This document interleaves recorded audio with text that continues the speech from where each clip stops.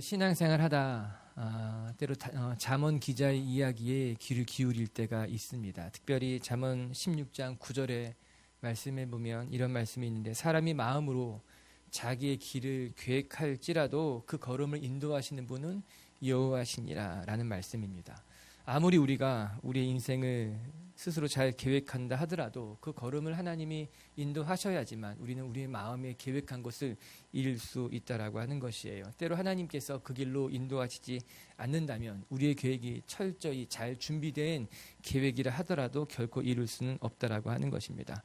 아무리 좋아 보이는 계획이라 하더라도, 아무리 상황이 좋고 또 객관적으로 내가 유리한 위치에 있다 하더라도 그것이 하나님의 계획이 아니라면, 하나님이 그 걸음을 인도하지 않는다면 결코 이룰 수 없다라고 하는 거예요. 우리는 삶에서 종종 이런 일들을 경험하게 됩니다. 내가 열심히 계획한 일이지만 그게 내 뜻대로 되지 않을 때가 있는 거예요. 예상하지 못한 어려운 일들을 마주치기도 합니다. 때로는 당황하기도 하고 난처해하기도 하고, 그런 일을 우리가 경험하지 않습니까? 그러나 또 반대로 어떨 때는 내가 준비하지 않은 일임에도 불구하고 술술 정말 잘 풀릴 때가 있습니다. 마치 얽혀있던 실타래가 한번 풀리면 술술 풀려나가는 것 같이, 내가 잘 준비하지 못했음에도 불구하고, 내가 계획하지 않은 일임에도 불구하고 좋은 일들이, 좋은 열매들이 맺힐 때가 있다라고 하는 것이에요. 여러분, 왜 그런 일들이 우리 삶 가운데 일어나게 되는 것일까? 열심히 준비한 것 같은데 잘 안 될 때도 있고, 또 부족한 듯 하지만 잘 풀릴 때도 있는 것, 그것이 바로 하나님께서 우리의 삶을 인도하시기 때문일 거라 믿습니다. 또한 하나님의 인도하시는 때가 우리의 계획과 다르기 때문에 하나님의 때, 하나님의 방법에 따라 하나님이 인도하신다라고 하는 거예요. 지난 한 주 다이어리를 작년 다이어리를 이렇게 들춰보면서 놀라운 것을 발견하게 됐어요. 제가 연초에 계획한 대로, 내가 예상한 대로 작년에 일이 흘러가지 못했다라고 하는 것이에요. 내가 계획하지 않은 일들이, 또 내가 계획하지 못한 일들이 작년 제 다이어리에 이렇게 기록된 것을 보면서 작년 한 해 이렇게 하나님이 나를 인도해 주셨구나. 그리고 나서 올해 다이어리 1년 계획해 놓은 것을 들춰보니까는 작년보다 더 예상하지 못한 일들이 일어날 것만 같았어요. 정성스럽게 한 해를 계획하고 준비했지만 내가 계획한 것 이상의 일들이 하나님께서 내 삶에 허락하셨다라고 하는 거예요. 여러분, 혹시 제가 어리석어서 1년 예상을 잘 못했다 그렇게 말하지 마십시오. 저도 1년 계획 세울 때 정성껏 여러 가지를 생각하고 준비하면서 한 해를 잘 계획했어요. 무지한 목사는 아니라고 하는 거예요. 그런데 이야기하고 싶은 것은, 우리가 늘 예상한 것과 다르게 하나님은 우리의 삶을 인도하신다라고 하는 거예요. 때로는 내가 예상한 것 이상의 일로 하나님 우리의 삶을 선하게 인도하신다는 겁니다. 그래서 성경은 우리에게 가르쳐주고 있어요. 하나님의 계획은 인간의 계획과 다르다고 하는 거예요. 하나님의 생각은 언제나 우리의 생각보다 높은 곳에 있다라고 하는 것입니다. 우리 이사야 55장 8절과 9절의 말씀을 같이 읽어봅시다. 시작.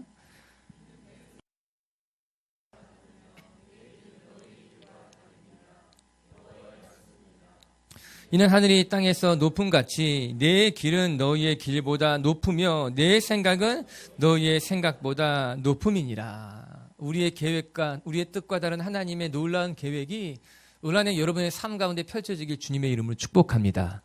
제가 미처 계획하지 못한, 내가 미처 예상하지 못한 일이지만 하나님의 놀라운 계획과 하나님의 섭리는 우리를 선한 길로 인도하고 계시다는 거예요. 그것이 무엇인가? 하나님의 생각이 다르기 때문이에요. 하나님의 계획이 나의 계획과 다르다라고 하는 거예요. 그러나 감사한 것은 하나님의 계획은 언제나 우리의 계획보다 낮고 하나님의 생각은 인간의 생각보다 높다라고 하는 것이에요. 우리가 지난주에 말씀을 떠올려 보시기 바랍니다. 다윗이 가드왕 아기스에게 왜 갔습니까? 그 인간적인 방법이었더라고 하는 거예요. 그곳에 가면 내가 살 수 있고 그곳에 가면 내가 피할 수 있다. 그곳이 가장 안전한 길이라고 생각했지만 결론은 어떻게 됐습니까? 가장 안전한 곳일 것 같았던 그곳에서 그는 지금까지 겪어보지 못한 가장 큰 수모를 겪어야만 했다라고 하는 거예요.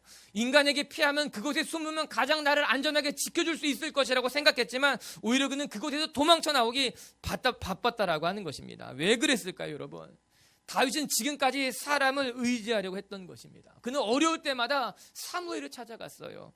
그는 때로는 제사장 아히멜렉에 가서 돕기를 바랬어요. 또한 이방 민족 가드 왕에게 가서 피해보기도 했다라고 하는 겁니다. 하지만 다윗이 그렇게 사람을 찾아가면 찾아갈수록 문제가 해결되는 것이 아니라 오히려 더 많이 문제가 꼬여져 갔다는 걸 우리가 말씀을 통해 보게 되는 건 아닙니까? 여러분, 그것이 사람의 방법이라고 하는 거예요. 우리가 사람을 의지하면 의지할수록 우리의 마음은 한없이 약해질 뿐인 것이에요. 우리가 인간적인 방법을 사용하면 사용할수록 문제가 풀리는 것이 아니라 오히려 문제가 더 힘들게 꼬여가는 것을 경험하게 된다라고 하는 거예요.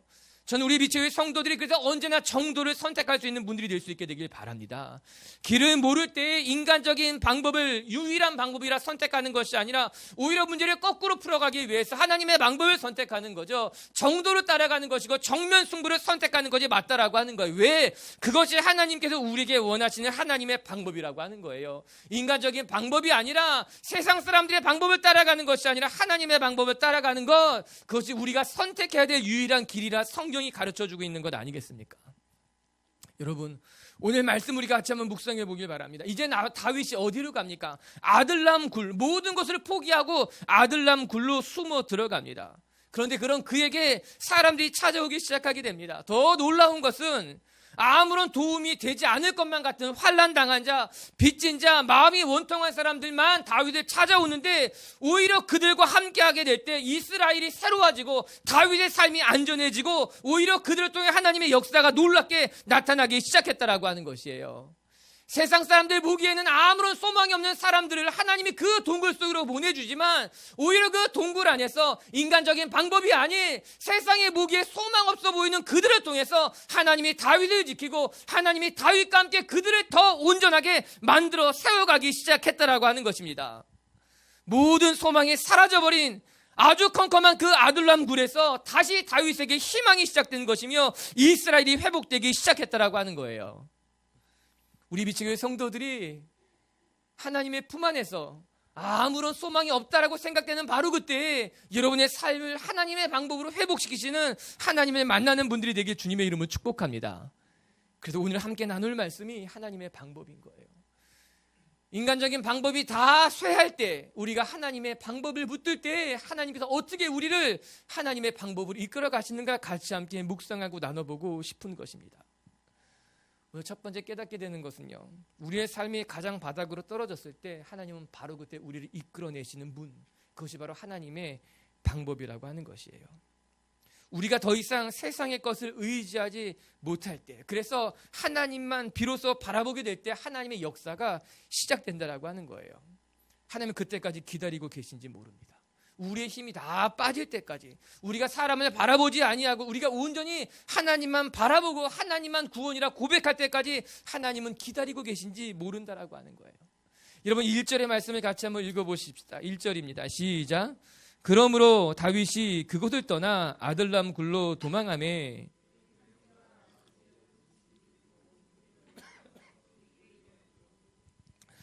그러므로 다윗이 그곳을 떠나 아들람 굴로 도망했다라고 이야기합니다.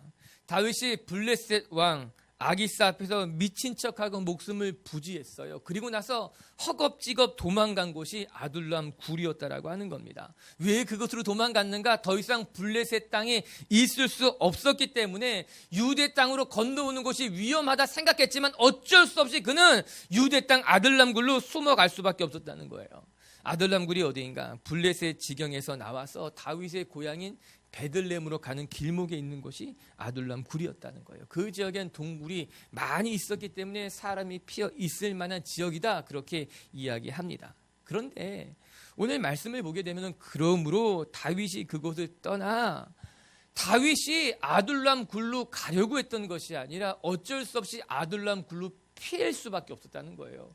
블레셋 지경에 있을 수 없었기 때문에 그가 어쩔 수 없이 선택한 최악의 방법, 아니 최후의 방법이 아둘람 굴에 숨는 것이었다라고 하는 것입니다. 이스라엘은 다윗에게 있어서는 매우 위험한 땅이었을 것이 분명합니다. 그래서 블레셋 땅으로 건너간 것 아니겠습니까? 그런데 블레셋 땅에서조차도 쫓겨났기 때문에 미친 척을 하며 허겁지겁 그 땅을 도망쳐 나올 수밖에 없었던 거죠. 더 이상 물러설 것이 없었던 다윗, 그래서 그나마 숨었던 곳이 아둘람 굴인데 그 아둘람 굴에서 하나님의 역사가 시작됐다라고 하는 것이에요. 제가 여러분에게 말씀드리고 싶었던 것은 무엇인가 하면은 다윗이 숨었던 그곳이 다윗이 선택한 곳이라기보다는 어쩔 수 없이 숨어 있었던 곳이라는 거예요. 그가 선택하기에는 가장 최후의 선택을 그가 할 수밖에 없었다는 것. 여러분, 하나님의 역사가 언제 시작이 되는가? 우리의 삶에 언제 하나님의 역사를 경험하게 되는가? 내 힘이 다 빠졌을 때, 나를 도울 만한 사람이 아무도 없을 때, 내가 인간적인 방법을 선택할 수 있는 그 모든 수가 끝났을 때, 그래서 하나님만 바라보게 될 때 비로소 하나님의 역사가 시작되는 건 아니겠습니까? 여전히 내게 힘이 있다면, 여전히 내가 내 의를 붙들고 있다면 하나님의 도움을 바라기는 어렵다는 거예요. 이는 여전히 내 인생의 핸들을 내가 붙잡고 있기 때문 아니겠습니까? 해양 구조 자격증을 따고 싶어서 이렇게 저렇게 알아보기도 하고 수영을 배우기도 하다가 그 수영을 가르치시는 분이 저에게 해주신 말씀이 생각이 났어요. 물에 빠진 사람을 구하려고 할 때 여러분, 그러려고 수영을 배운다면 기억해야 되는 것이 있다는 겁니다. 물론 수영을 굉장히 잘하는 것도 중요하지만 자기들처럼 수영을 잘하는 사람들도 반드시 유념하는 것이 있다는 거예요. 그게 뭔가 하면 물에 빠진 그 상대방의 힘이 넘쳐날 때는 오히려 위험하다라고 하는 거예요. 다가가지 않는다는 거예요. 그래서 한 호흡 멈췄다가 구해주는 것이 더 낫다는 거예요. 그 사람의 힘이 빠질 때까지 한 호흡 기다리는 것이 그 사람도 안전하게 구해낼 수 있고 나도 안전하게 내 자신을 지킬 수 있는 방법이라고 하는 거예요. 물론 그것보다 더 안전하게 그 사람을 구할 수 있는 방법은 튜브를 집어 던지는 것이라 그랬어요. 웃는 타이밍인데 안 웃네요. 열심히 목사님 수영 배우지 말고 튜브를 잘 던지게 팔 힘을 기울이라고 저에게 이야기하시더라고요. 그게 낫습니다. 애써 수영 구조 자격증 따지 말라고. 아무튼 웃어 넘겼지만 오늘 말씀을 묵상하면서 그때 이야기가 계속 떠올랐어요. 인간적인 힘을 빠질 때까지 기다리십시오. 그때 하나님의 도움이 시작된다라고 하는 거예요. 내 안에 의가 사라질 때, 내가 할 수 있고 내 힘으로 가능하다라고 하는 이 교만이 사라질 때 비로소 하나님의 도움이 다가오기 시작된다라고 하는 거예요. 다윗은 어쩔 수 없이 다시 유대 땅으로 피난 갈 수밖에 없었어요. 아둘람 굴에 들어가고 싶었던 것이 아니라 그것 말고는 도망갈 길이 없어서 그 캄캄한 동굴 속으로 들어갈 수밖에 없었는데 오히려 그 아둘람 동굴이 다윗을 살리고 다윗에게 희망을 주는 하나님의 구원의 터널이 되었다라고 하는 것입니다. 여러분들이 오늘 그 아둘람 굴에 있다면 그 아둘람 굴에서 낙심하는 것이 아니라 하나님의 구원이 시작되는 것을 경험하는 분들이 되길 주님의 이름으로 축복합니다. 이 아둘람 굴에서 일어난 사건은 너무너무 귀합니다. 다윗이 아둘람 굴로 갔을 때 누가 가장 먼저 찾아오시는지 아십니까? 1절을 보게 되면요, 그의 형제들과 그의 부모가 다윗을 찾아왔다고 이야기합니다. 하나님이 다윗을 회복시키실 때 가장 먼저 누구를 회복시키는가? 가족들을 회복시키고 있다라고 하는 거예요. 여러분, 다윗과 다윗의 가족들의 관계가 어떠했을 것이라고 생각합니까? 오늘 말씀을 보면 가족들이 다윗을 찾아왔다고 하는데 그냥 정말 그들의 관계가 너무나 좋기만 했던 관계였을까요? 여러분 한번 생각해 보시기 바랍니다. 사무엘이 다윗의 아버지 이새의 집에 찾아왔을 때 다윗의 아버지 이새는 다윗을 그냥 들판에 내버려 두고 그 잔치에 형들만 불러냈습니다. 사무엘이 기름을 가지고 와서 이 가문을 축복하겠다고 말할 바로 그때 다윗의 아버지 이새는 다윗은 안중에 없었던 거예요. 양들을 지킬 사람이 필요하다면 다윗 너는 지키고 있어라. 너의 형들은 내가 다 데리고 가서 사무엘에게 축복받게 할 것이다. 다윗의 마음이 얼마나 섭섭했을까? 잘 모르겠어요. 하지만 저라면 섭섭했을 것 같아요. 제가 속이 좁아서 그런 것이 아니라 여러분들도 다 섭섭했을 것이에요. 우리 집에 좋은 일이 있는데, 우리 집에 경사가 났는데 왜 그 자리에 나는 제외해놓고 형들만 데려가는 것일까? 여러분, 또 한 가지 생각해 볼 것이 있어요. 다윗의 형님들을 한번 생각해 보시기 바랍니다. 이스라엘과 블레셋이 전쟁하여 대치하고 있을 바로 그때 다윗의 아버지 이새는 다윗을 불러서 형들에게 도시락을 가져다 주라 그렇게 이야기합니다. 이에 다윗은 아버지의 말씀을 듣고 형들에게 줄 볶은 곡식 한 에바하고 떡 10덩어리를 가지고 블레셋과 대치하고 있을 그 다윗의 형님들에게 찾아갑니다. 아침 일찍 일어나가지고 자기가 맡았던 양들을 누군가에게 다 맡기고 먼 길을 향해서 그 전쟁터 한 목판으로 아버지께서 주어준 곡식을 가지고 형에게 주러 갔다라고 하는 거예요. 그런데 형들의 반응은 너무나 냉담합니다. 아니, 끔찍해 보이기까지 합니다. 그 어린 동생이 목숨을 담보하고 그 형들에게 음식을 가져러 갔는데 형들이 뭐라고 말하는가? 사무엘상 17장 28절은 이렇게 말합니다. 같이 한번 읽어봐요. 시작.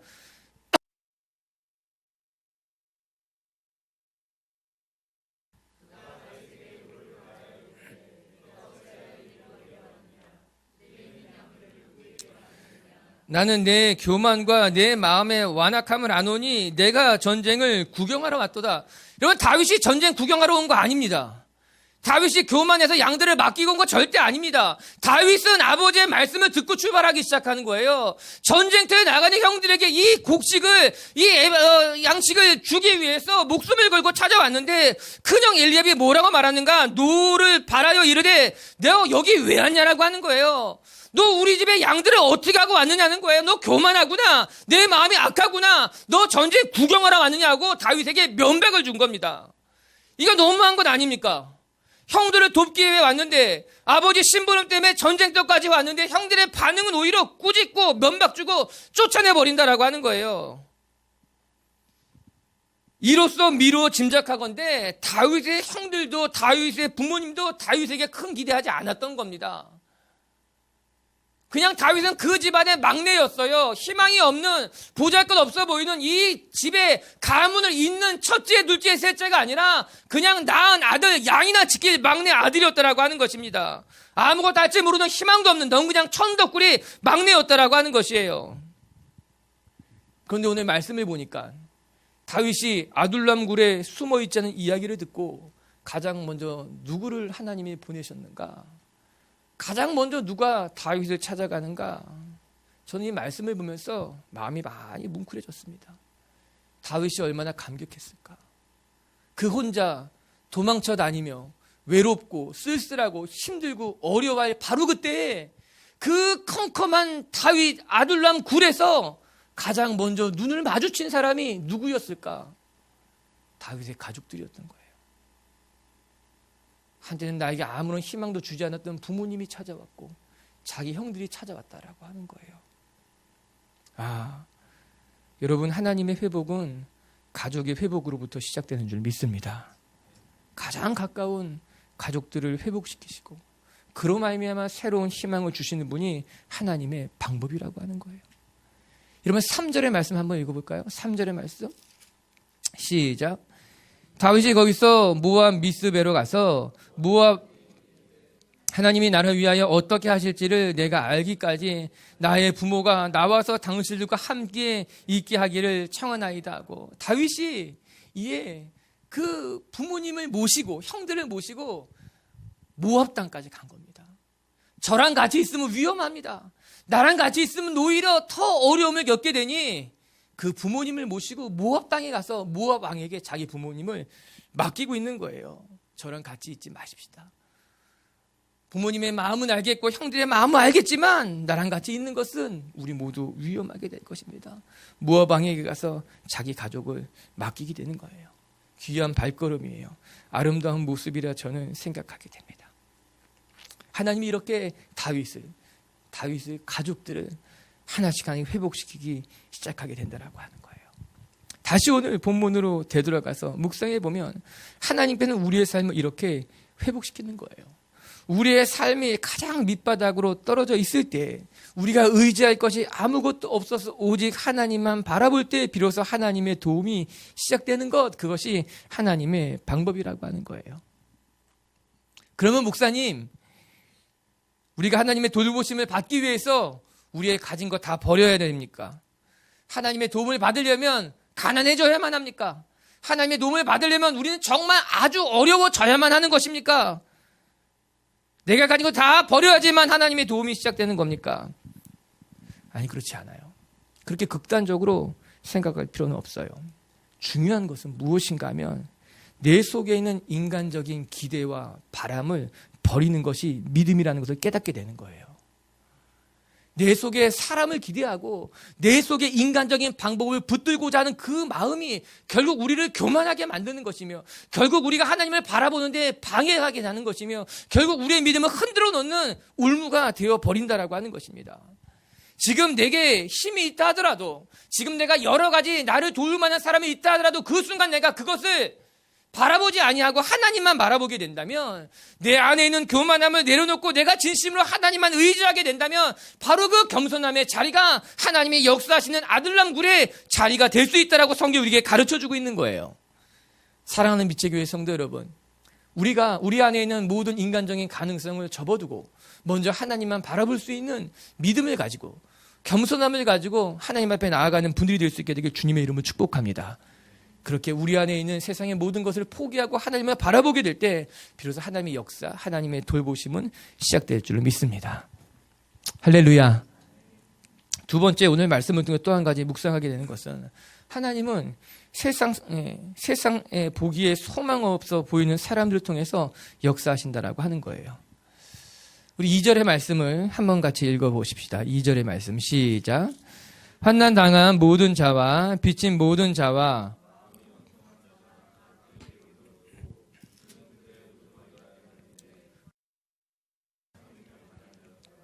아둘람 굴에 숨어 들게 되자 사람이 한두 명 다윗을 찾아오기 시작했다는 거예요. 그래서 모인 사람들이 무려 400명이라는 겁니다.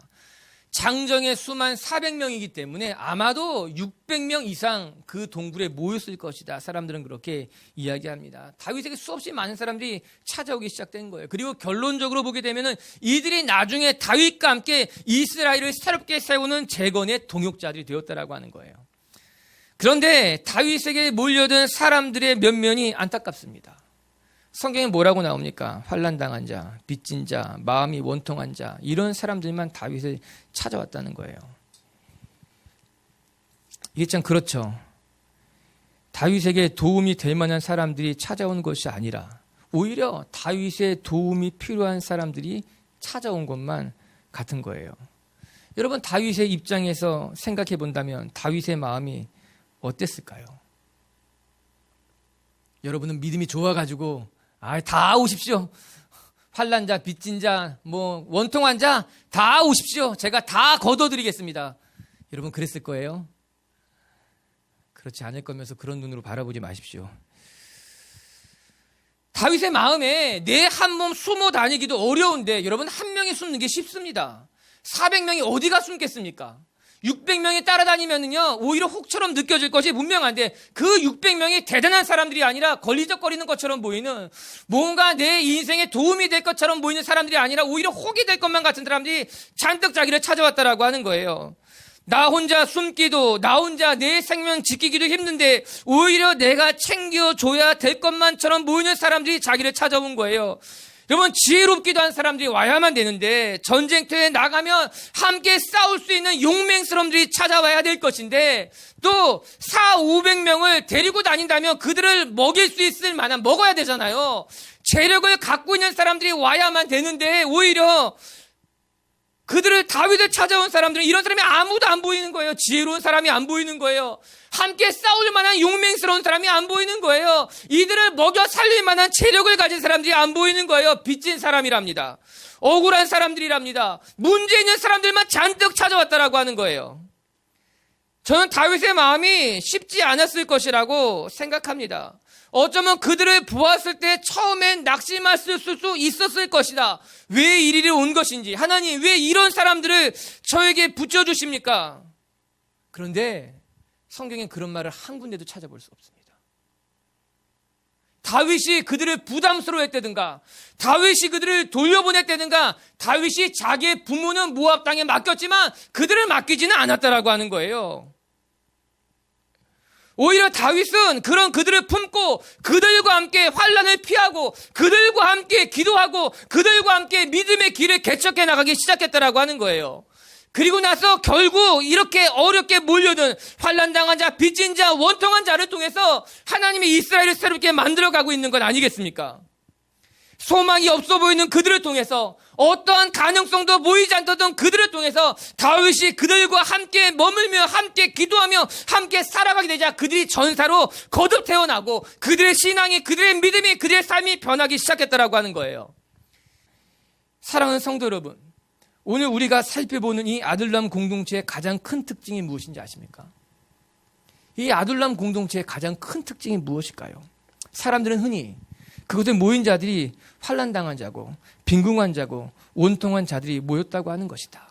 그래서 하나님께서 그 연약한 자를 통해서 역사하셨다. 그것이 가장 중요한 특징이라고 이야기합니다. 물론 그것은 매우 중요한 특징일 것이 분명합니다. 그런데 그와 함께 우리가 반드시 기억해야 될 아주 중요한 특징이 있습니다. 그것은 무엇인가 하면 그곳에 모인 사람들은 다윗과 함께 성장하는 공동체였다는 사실입니다. 또한 그 공동체가 성장할 때 그곳에 모여있는 구성원들이 같이 성장하는 공동체였다는 것이 아주 중요한 특징이라고 하는 거예요. 처음에 그들은 빚진 자, 환난당한 자, 억울한 자였지만 다윗과 함께 유대 광야에서 사울을 피해 도망다니면서 그들은 같이 성장하기 시작합니다. 사울을 죽일 기회가 있었지만 그것을 포기하는 다윗을 보면서 그들은 진짜 믿음이 무엇인지 함께 성장하기 시작했습니다. 사울의 군대를 피해 그 적막한 유다 광야, 그 뜨거운 햇빛을 같이 숨어 다니면서 그들은 진정한 섬김이 무엇인지 함께 배우고 함께 성장하기 시작했다는 거예요. 먹을 것이 부족한 그 상황 가운데 함께 나누며 함께 살아가는 것이 무엇인지 그들은 비로소 깨닫고 함께 배우고 함께 성장하기 시작했다라고 하는 겁니다.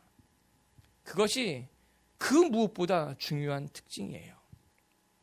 처음 그들의 모습은 보잘것 없었을지 모르지만 나중에 그들의 모습은 그 누구보다 훌륭한 하나님의 군대, 다윗의 군대가 되어갔다라고 하는 거죠. 어떻게 그들이 함께 성장하는 것으로 말미암아 다윗의 믿음을 통해 그들의 믿음이 자라났으며 그들의 섬김을 통해 다윗은 진정한 섬김이 무엇인지 배웠을 것이며 함께 용서하고 함께 나누고 함께 고생하면서 다윗과 그를 찾아온 그 억울한 자들이 같이 믿음의 공동체로 동반 성장하게 되었다라고 하는 거예요.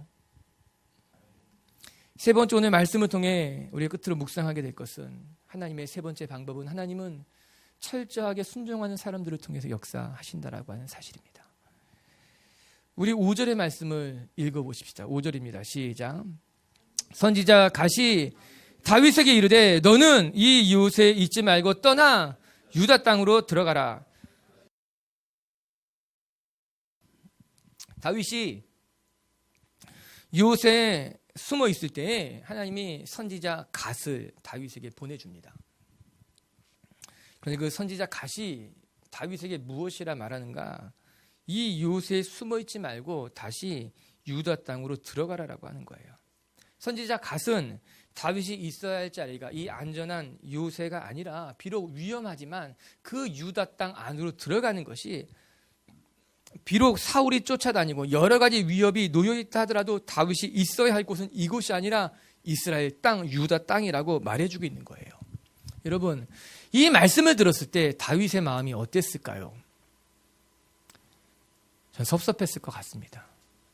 이 사람이 하나님의 사람이라고 나한테 왔는데 격려하고 위로하고 좋은 말을 해주지 오히려 더 위험한 곳으로 가라고. 당신이 나라면 가시겠습니까? 당신이 나라면 그곳으로 들어갈 수 있겠습니까? 남일이라고 그렇게 말하지 마십시오. 우리는 남일은 쉽게 말합니다. 내가 십자가 지는 건 어렵지만 너는 십자가 지라고 말합니다. 내가 고생하는 건 어렵지만 너는 고생해도 된다고 말합니다. 나는 청빈하게 안 살아도 너는 청빈하게 살라고 말합니다. 나는 기독교인처럼 안 살아도 너는 기독교인처럼 살라고 이야기합니다.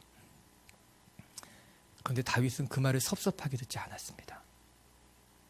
다윗은 그곳이 내가 있어야 할 곳인지 다시 한번 깨닫게 된다라고 하는 거예요. 저는 이 말씀을 보면서 우리 창세기 말씀이 생각이 났어요. 우리 지난주 창세기 우리 LBS 때 같이 묵상했던 것을 여러분 한번 떠올려 보시기 바랍니다. 아브라함이 하나님의 음성을 듣고 갈대아 우르를 떠나 가나안 땅으로 갔습니다. 그곳에 세겜에서 여호와를 위한 단을 쌓고 또 베델로 옮겨 베델과 아이 사이에 또 하나의 하나님은 단을 쌓고 그곳에서 신앙생활, 믿음의 공동체를 시작합니다. 그런데 기근이 닥쳤어요.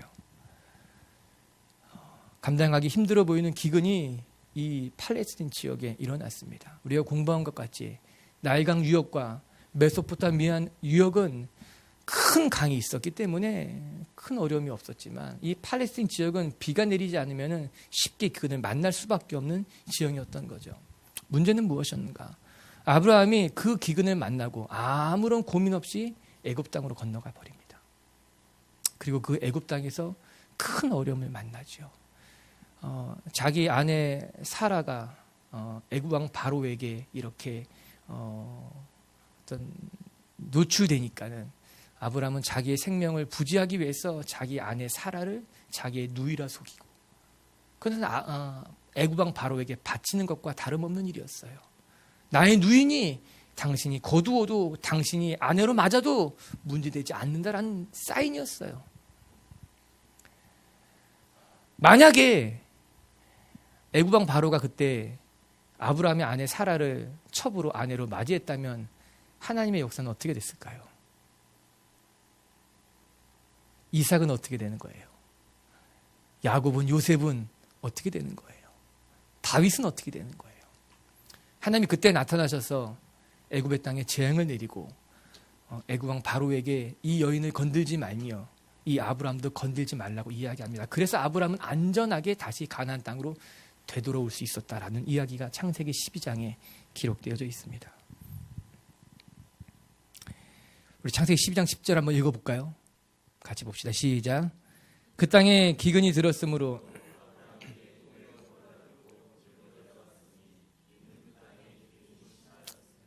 문제는 무엇인가 하면 아브라함에게 말씀하신 땅은 가나안 약속의 땅이었는데 왜 아브라함은 어려움을 만나자마자 하나님에게 묻지도 아니하고 그냥 너무나 쉽게 그 자리를 피할 생각을 했을까라고 하는 것입니다. 하나님이 머물라고 한 것은 여기의 땅인데 이 땅에 기근이 왔다고, 이 땅에 어려움이 찾아왔다고, 내가 감당하기 힘들어 버리는 일이 있다고 해서 그 하나님의 약속의 땅, 내가 있어야 할 땅을 그냥 버리고 등지고 애굽 땅으로 건너가게 되자 그는 감당할 수 없는 더 큰 어려움을 만나게 된 것 아닙니까? 자기 아내를 뺏기게 되는 일이었어요. 그것도 하나님의 약속이 어그러지는 일이었죠. 하나님이 지키지 않았다면 아브라함은 그의 인생에 가장 참혹한 일을 만날 수밖에 없는 건 아니었겠습니까? 왜 아브라함이 그렇게 약속의 땅을 쉽게 버린 것일까요? 왜 그때 하나님에게 뜻을 묻지 아니했을까요? 그것이 너무너무 안타까워 보인다라고 하는 것입니다. 사랑하는 성도 여러분, 우리의 삶에 어려움이 있을 수 있습니다. 내가 만나기, 감당하기 힘든 그런 사람을 만날 수 있다라고 하는 거예요. 그러나 그때 우리가 기억해야 될 것은 먼저 하나님의 뜻을 물어야 되는 거죠. 내가 있어야 될 이 땅이 여기입니까? 지금 이것이 너무너무 힘든데 그럼 이 자리를 떠나는 것이 하나님의 뜻이 맞습니까? 라고 물어야지요. 떠나도 된다면 떠나는 거예요. 잠시 뒤로 물러나라면 물러나는 거예요. 그러나 내가 있어야 될 곳이 여기라면 이 땅에 기근이 일고 이 땅이 참혹하고 사울이 나를 뒤쫓는다 하더라도 내가 있어야 될 땅이 이 땅이라면 여기 있는 것이 맞는 것 아니겠습니까?